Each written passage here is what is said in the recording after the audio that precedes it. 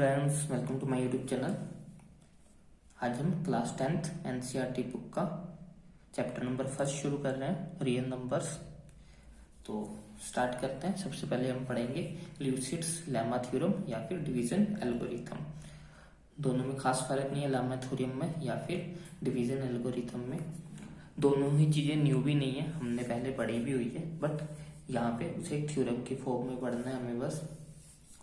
जैसे कि हमें सभी को पता है कि अगर हम किसी भी नंबर को डिवाइड करते हैं, फॉर एग्जांपल अगर मेरे पास दो कोई नंबर हैं 25 और 7, ये कोई दो नंबर्स हैं जिनको मुझे डिवाइड करना है, तो हम क्या करते हैं 25 अंदर, ये हमारा डिवाइजर हो गया, डिविडेंड हो गया हमारा 7। अब हमें हाईएस्ट नंबर फाइंड करना है जो कि 7 के टेबल पे आता हो लेकिन 25 से छोटा हो। तो 7 3 जा 21, 25 में से 1 माइनस करेंगे तो हमारे पास 4 बचेगा।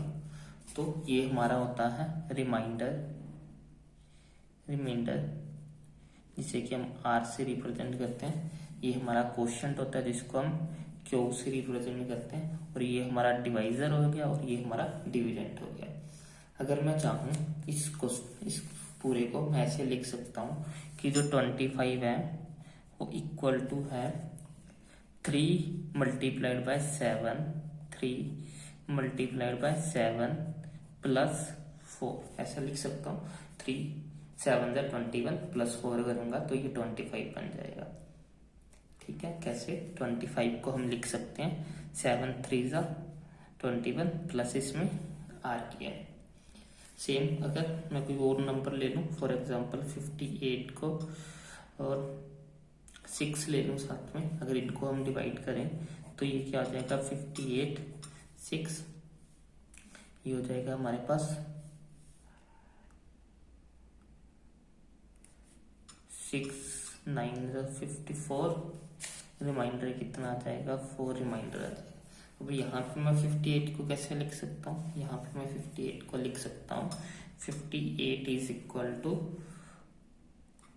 9 multiplied by 6, 9 multiplied by 6 plus 4, या फिर ऐसे भी लिख सकता हूँ 6 multiplied by 9 plus 4।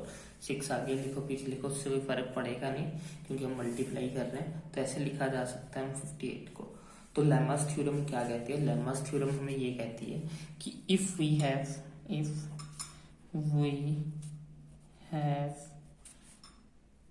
To integers such as a and b, अगर हमारे पास कोई इंटीजर्स हैं a और b, अगर हम फिर उनको डिवाइड करें, and if we divide them we got to another integers, let Q and R।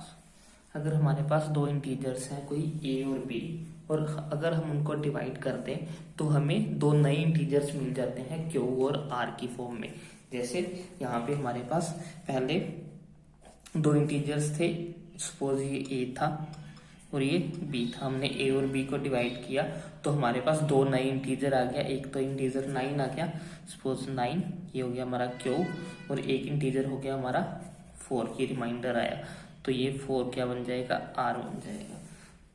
तो अगर हम लेमास थ्योरम ये कहता है कि अगर हमारे पास दो इंटीजर्स हैं और अगर हम उनको डिवाइड करते हैं तो हमारे पास दो नए इंटीजर्स आ जाते हैं Q और R, जो खुद भी एक इंटीजर्स होते हैं। तो इसीलिए हम किसी भी इंटीजर को लिख सकते हैं, कोई भी a इंटीजर जो है तो उसको हम लिख सकते हैं b into Q plus R। ये है लेमास थ्योरम की जो स्टेटमेंट है कि अगर कोई भी इंटीजर a है उसको हम b के साथ डिवाइड कर रहे हैं, तो हम उसे लिख सकते हैं a is equal to B Q plus r. Same हमने यहाँ पे भी लिखा था, हमारे पास दो इंटीजर्स थे, a सपोज 58 था और b सपोज 6 था, तो हमने उसे कैसे लिख दिया था, 58 को हम लिख सकते हैं 6 इंटू 9 प्लस 4। ये 6 क्या हो गया, b हो गया, क्यू हमारा नया इंटीजर आ गया, r जो है वो रिमाइंडर हो गया, जो हमारा रिमाइंडर बचा था, 9 जो है वो हमारा क्वोशिएंट हो गया। तो कोई भी इंटीजर जब हमारे पास अगर दो इंटीजर्स हैं और अगर हम उनको डिवाइड कर रहे हैं तो हम उनको ऐसे लिख सकते हैं a is equal to B Q plus r, जहाँ पे a जो होता है वो डिवाइजर होता है और जो b जो होता है वो डिविडेंड होता है। आई होप आपको समझ में आया होगा। तो एक्सरसाइज का फर्स्ट क्वेश्चन करते हैं।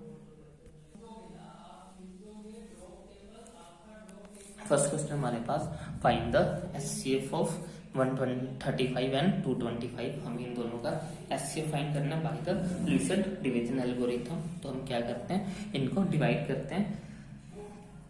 पहले हम according to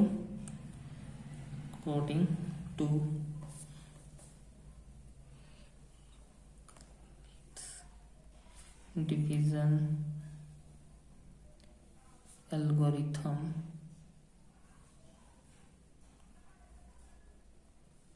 we can write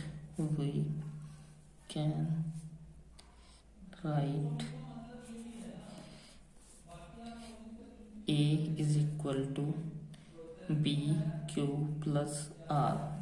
तो यहाँ पे हमारा a जो हो जाएगा वो हो जाएगा 225 और जो b हो जाएगा वो हो जाएगा हमारा 135। तो हम यहाँ पे अगर हम 225 को 135 से डिवाइड करते हैं तो ये 1 पे जाएगा, यहाँ पे 135 आ जाएगा, और जब इनको हम माइनस करेंगे तो हमारे पास आ जाएगा 90। तो इसे हम कैसे लिख सकते हैं, 225 इज इक्वल टू हो गया, b कितना है, b हमारा है 135, क्वोशिएंट कितना है 1, रिमाइंडर कितना आया 90।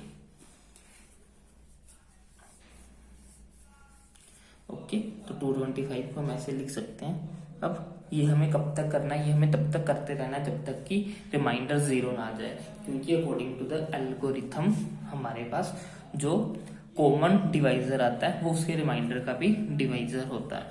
तो अब हमें क्या करना है, अब हमें 135 को लिखना है। तो हमारा 135 हो जाएगा, 135 को हम डिवाइड किसके साथ करेंगे, इसके रिमाइंडर के साथ। 135 को इसका जो डिवाइजर है उसको रिमाइंडर के साथ डिवाइड करेंगे 90, ये फिर से 1 पे जाएगा तो यहाँ पे हो जाएगा 90, यहाँ पे माइनस करेंगे तो 45 आ जाएगा। ये हो गया हमारा 135 को कैसे लिख सकते हैं, 90 इंटू 1 प्लस 45। अभी भी रिमाइंडर 0 नहीं आया, फिर से अब हम 90 को कैसे लिख सकते हैं, 90 को लिख सकते हैं, अब 90 को 40 इसके रिमाइंडर के साथ डिवाइड करेंगे, ये हो जाएगा 90 अंदर, ये हो जाएगा 90 और 45, 45 टू ज़ा 90, तो रिमाइंडर जो है वो 0 आ गया। इसको हम लिख सकते हैं अब हम 45 मल्टीप्लाइड बाय 2, रिमाइंडर जो है वो 0 है। अब रिमाइंडर 0 हो गया तो हमारा ये वाला एचसीएफ होगा, लास्ट में जो आया होगा यही हमारा आंसर होगा। तो एचसीएफ क्या हो गया, एचसीएफ इसका हो गया 45। इजी क्वेश्चन है, ये सेम हमने छोटी क्लासेस में भी सीखा हुआ है, बट तब हम इसे लेमा थ्योरम नहीं कहते थे, हम इसको लॉन्ग डिवीजन मेथड, अगर आपको याद होगा तो लॉन्ग डिवीजन में हम साथ के साथ इसको करते रहते थे। इसका जो यहाँ पे हम उतार लेते होते थे, इसका को ये डिविडेंड उतार लेते होते थे यहाँ पे, और इसको फर्दर डिवाइड करते थे, फिर इसको नीचे उतारते होते थे। तो ये long division method of HCF में भी हमने किया हुआ छोटी क्लासों में, बस वहाँ पे हम इसको लेमा थ्योरम नहीं बोलते थे, अब यहाँ पे इसका एक नाम है लेमा थ्योरम, और कोई फर्क नहीं है। तो नेक्स्ट क्वेश्चन देखते हैं, सेकेंड क्वेश्चन। इसके 2 पार्ट्स हैं, वो बाकी के 2 क्वेश्चन खुद से ट्राई कर लेना, मैं क्वेश्चन नंबर 2 करवा रहा हूँ। नेक्स्ट क्वेश्चन हमारे पास, show that any positive odd integer is of the form 6q plus 1 और 6q plus 3 और 6q plus 5 where q is some integer. हमें दिखाना है कि अगर हम कोई भी पॉजिटिव इंटीजर लिख रहे हैं तो इस फॉर्म में ही होगा। तो हम वही करेंगे, हम लेमास थ्योरम को यूज करेंगे। हम सपोज करते हैं let a b a positive integer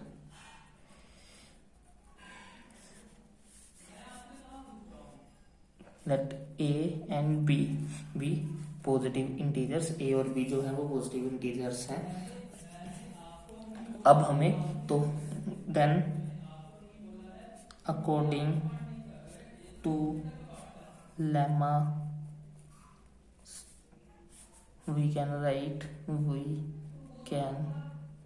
right हम लेमा के अकॉर्डिंग कैसे लिख सकते हैं, A is equal to B Q plus R, ऐसे हम लिख सकते हैं अकॉर्डिंग टू लेमास थ्योरम।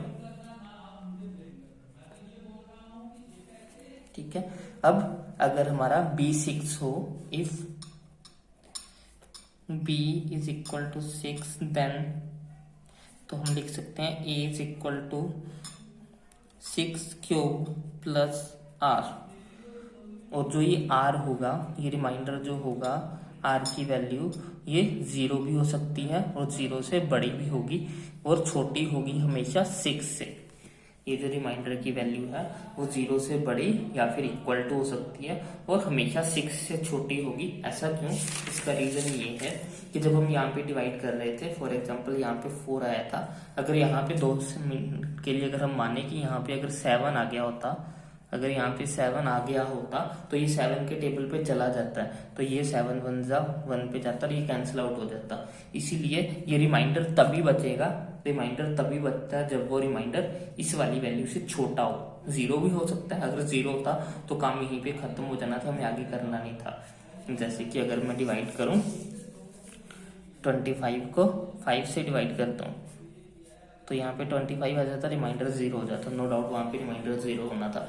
अगर यहाँ पे भी 7 होता तो रिमाइंडर 0 होता। तो रिमाइंडर सिर्फ तभी बचता है जब रिमाइंडर की वैल्यू जो है वो हमारे डिविडेंड की वैल्यू से छोटी हो, अदरवाइज रिमाइंडर बचता ही नहीं है। तो ये कंडीशन जरूरी है कि ये रिमाइंडर की जो भी वैल्यू हमारे पास आ रही है वो इससे छोटी होनी चाहिए, छोटी होगी ही होगी। तो इसलिए मैंने यहाँ पे लिखा कि जो आर की वैल्यू है वो 0 से लेके 6 के बीच में कुछ भी हो सकती है। ठीक है, तो मैं ए को किसी भी तरह लिख सकता हूँ। ए को मैं लिख सकता हूँ 6q प्लस 1 लिख सकता हूँ, या फिर 0 भी हो सकता था तो इसे 6q भी लिख सकता था, 6q लिख सकता हूँ, 6q प्लस 1 लिख सकता हूँ, 6q प्लस 2 लिख सकता हूँ, 6q प्लस 3 लिख सकता हूँ, 6q प्लस 4 लिख सकता हूँ, 6q प्लस 5 लिख सकता हूँ, 6q प्लस 6 नहीं लिख सकता क्योंकि फिर वो 6 हो जाएगा। तो बस सिर्फ इतनी वैल्यूज पॉसिबल है इसकी, 6q plus 1, 6q plus 2, 6q plus 3, 6q plus 4, 6q plus 5। लेकिन अब हमें यहाँ पे ओड की बात कर रहे हैं। अगर 6q सिर्फ है तो ये एक इवन नंबर हो जाएगा, क्योंकि 6 जो है वो एक इवन नंबर है, तो ये पूरा का पूरा इवन हो जाएगा। ये नंबर क्या हो जाएगा? ये इवन हो जाएगा। ये वाला ओड होगा क्योंकि 6q में एक इवन नंबर है, उसमें अगर हम 1 ऐड करेंगे तो ये वाला ओड हो जाएगा। तो ओड में हमारे पास क्या आया? 6q plus 1। अब आगे ये एक इवन नंबर है 6q, इसमें 2 ऐड कर रहे हैं। किसी भी इवन नंबर में अगर हम 2 ऐड करेंगे तो वो फिर से एक इवन नंबर ही बन जाएगा, तो ये एक इवन नंबर होगा। तो इसे भी हम नहीं ले सकते क्योंकि हमें सिर्फ ओड नंबर लेने हैं। तो अगर किसी भी इवन नंबर में अगर हम 3 ऐड करें तो हमें ओड नंबर मिलेगा। तो नेक्स्ट हमें ओड नंबर मिला 6q प्लस 3। इसके बाद 4 का भी सेम केस हो जाएगा, ये हमारा इवन नंबर हो जाएगा। 6q प्लस 5 बचा, उसके बाद 6q प्लस 5। यही हमसे पूछा था कि कोई भी ओड इंटीजर जो है वो हम उसको इसी फॉर्म में लिख सकते हैं, 6q प्लस 1, 6q प्लस 3 और 6q प्लस 5। तो हमने ये प्रूफ कर दिया। आई होप आपको समझ में आया होगा। नेक्स्ट क्वेश्चन देखते हैं, क्वेश्चन नंबर 3। नेक्स्ट क्वेश्चन हमारे पास क्वेश्चन नंबर 3। इसमें क्या है कि an army contingent of 616 members is to march behind an army band of 32 members in a parade. The two groups are to march in the same number of columns. What is the maximum number of columns in which they can march? तो maximum number of column हमें find out करना है, वो हम तभी कर सकते हैं जब हम दोनों का एचसीएफ निकालें। तो बेसिकली हमें एचसीएफ निकालना है दोनों का, एचसीएफ ऑफ 616 एंड 32, इन दोनों का हमें एचसीएफ निकालना है। एचसीएफ निकालने के लिए हम क्या करते हैं, डिवीजन एल्गोरिथम को यूज करेंगे। अकॉर्डिंग टू डिवीजन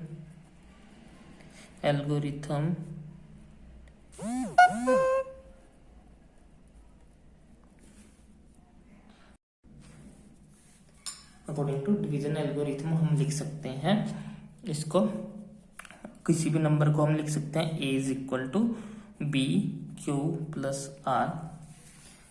तो हमारा 616 इज इक्वल टू हो जाएगा 32 मल्टीप्लाइड बाई, इसको किसी नंबर से मल्टीप्लाई करना होगा, इसको हम डिवाइड करके देखते हैं क्या बनता है।